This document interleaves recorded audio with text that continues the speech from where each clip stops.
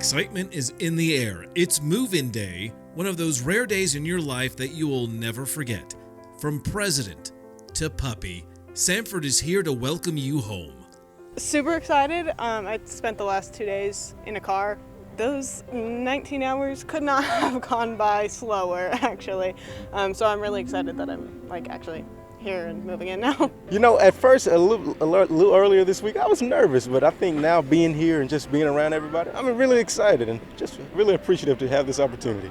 My sister is a junior here, and she just told me all about how personal the professors are, so I'm really excited to get to know my professors, and the environment here is just so welcoming, and I'm just excited to get to know it. What can't you love about Samford is the question. But I mean, it's everything that you want in a school, just the community feel, the academics, just the entire feel for it. It's amazing. The energy is really great here.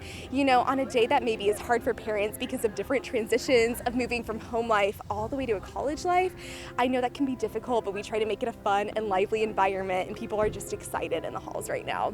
For families, pride can be felt all around. Their students are here. They're entering a new chapter in their life.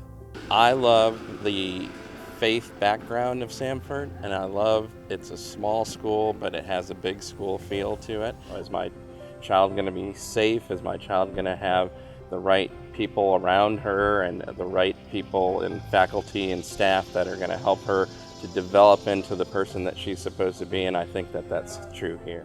I'm excited that he's here, but I know for me the drive home is going to be a little long, probably, but it makes me feel a lot better knowing that he's a place that he is so excited to be and that I think he's just going to thrive. So, but yeah, it's hard on our mama hearts a little bit to leave him, but I know that he's going to be in great hands. Don't make me cry thinking about it. But yes, of course, he's my first, so stop. It's tears of joy as we welcome the class of 2025. All of our hopes, our prayers are with you.